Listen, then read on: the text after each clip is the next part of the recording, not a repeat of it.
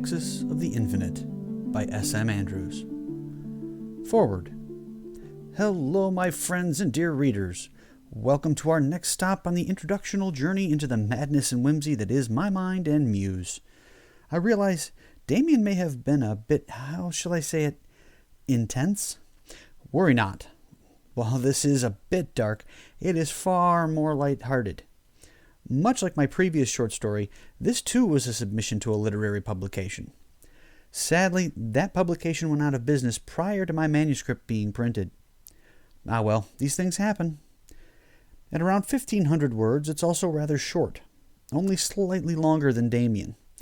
However, where that was a horror story, this is a fantasy jaunt, one with my own twist on a well-known and well-loved story, but you'll have to get to the end to see it. Am I being a bit coy here? Well, maybe. I guess you'll have to wait and see now, won't you? Nexus of the Infinite. The old wizard stood in front of one of his many floating windows, looking out at the landscape of a world that was both his and not his. Around him was vastness. Nothing within it but more of these floating windows. Each was a stone arch anchored by a stone sill, and seemingly attached to nothing. He scribbled furiously on a book full of yellowed pages, most blank, but many not. His pen, steel-nibbed and topped with a peacock feather, scratched in the resolute silence. The window he looked out now was dark, night over a deep and ancient forest. No light or movement could be seen through the darkness, only stars surrounding the dark orb. Content with what he'd written, he moved on to the next one, and shook his head. This one was dark as well, but for another reason. The world simply no longer existed. Darkness beyond, without even the hint of starlight. It appeared to be a blank wall of black stone, though one a person could fall into and never stop falling. Sadly, many had come to the same fate as this, but he continued his work with a sigh. As he reached his next location, he was forced to untangle his rather copious gray beard from the feather atop his pen. The motion disturbed his book, fluttering several pages and threatening to spill his inkwell. He shoved his beard back into line with a frustrated humph, and began turning pages back to where he'd left off. As he found his place, a brilliant flash shone through this new window, blinding him. He threw up a wrinkly arm, casting the sleeve of his robe before his eyes to protect them. He could see the bony arm in silhouette through the material. With a word of power, an odd filter slid into place over the opening, and he was able to look on without discomfort. Here the scene was utterly washed out with light. He began counting the seconds while scouring the image for signs of life. Almost exactly 8 minutes later, the light ceased, and the filter made it too dark to see. He released it with a wave of his liver-spotted hand. The filter vanished, and he clicked his tongue.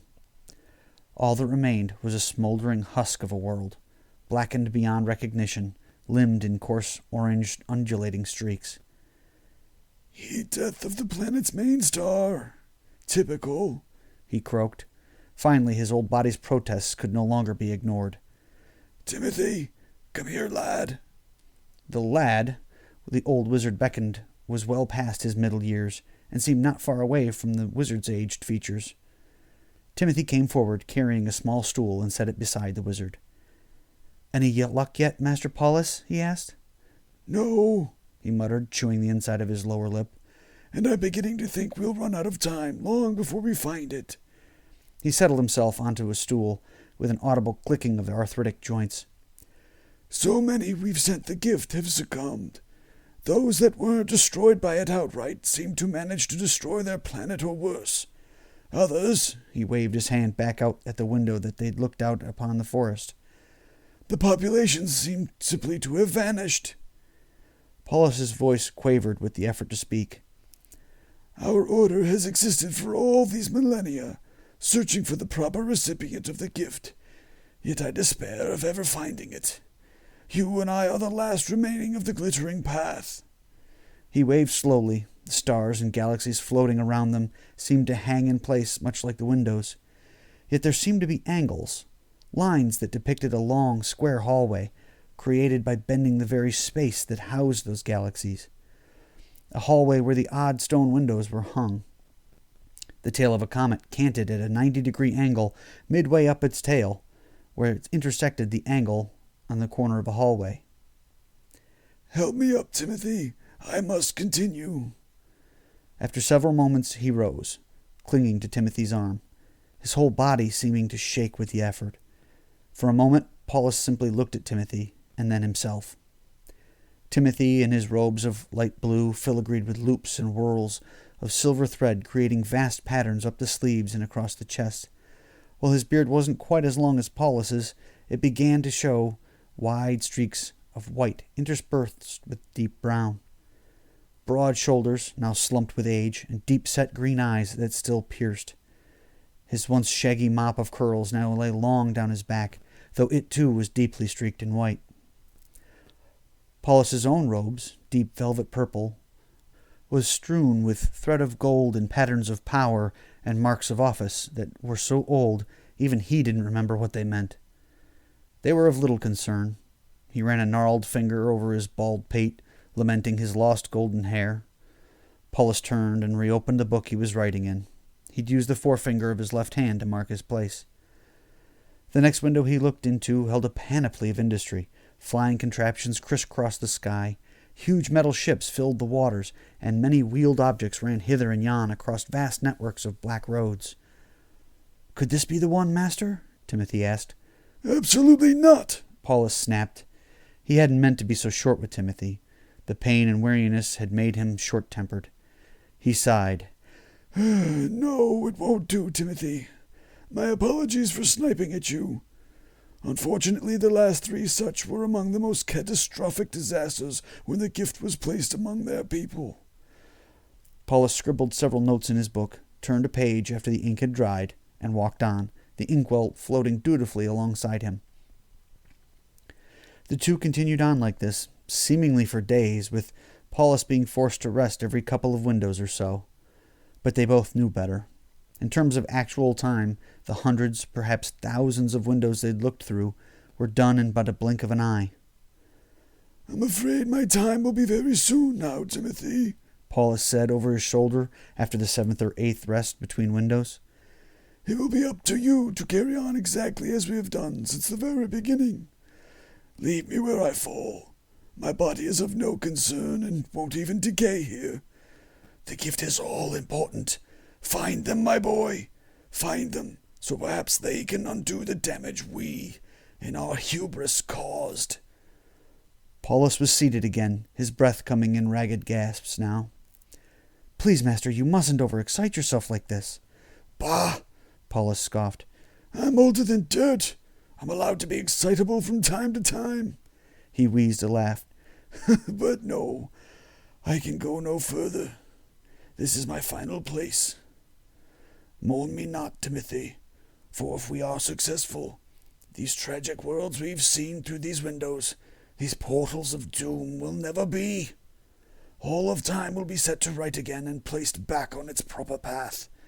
The only regret I have, is that the tiny few that prospered, must be sacrificed for the greater good of all. You are our final hope, Timothy. Set what the 12 of us doddering old fools did to rights. Find the Nexus. Do not let us remain monsters." Paulus's eyes slowly slid closed, and he slumped sideways on his stool to lean against the unseen wall. Timothy gently laid Paulus on the floor, his hands across his chest, took up the book and pen. After a brief prayer, he began his leg of the journey. A single tear tracked down his cheek. "I will not let you down, my master, my friend." Untold years passed and found Timothy a near mirror image for his former mentor. No color remained in his once proud beard, and what little hair remained to him was wispy and white, floating around his head like an odd halo. He stood now before a window, a verdant green forest before him, a brilliant sun in the sky, and simple farms and homesteads dotting the landscape. A small smile curled his lips. A large castle loomed in the distance, while a young boy chopped wood in front of a small cottage very near the window. He could sense it, the Nexus, like a rope round his heart, pulling him onward. With a grin and a tear in his eye, He looked back down the infinite corridor to where his master lay and whispered, "I found it, master." Without another word, he closed the book, tucked it under his arm, and climbed through the window. "Oi, you all right there, old man?" The young boy Timothy had seen was helping him out of the hay pile he'd fallen into after climbing through the window. It had been a very good deal higher up than Timothy had realized. "Confounded spatial variances and aspect ratios," he grumbled to himself after standing and brushing the straw from his robe, and he faced the boy and said with a grump, "I'm quite all right, young man," he said, emphasizing it as though it were a retort. "And the name is not Old Man, it's—" He paused for a moment, thinking. "My name is Merlin."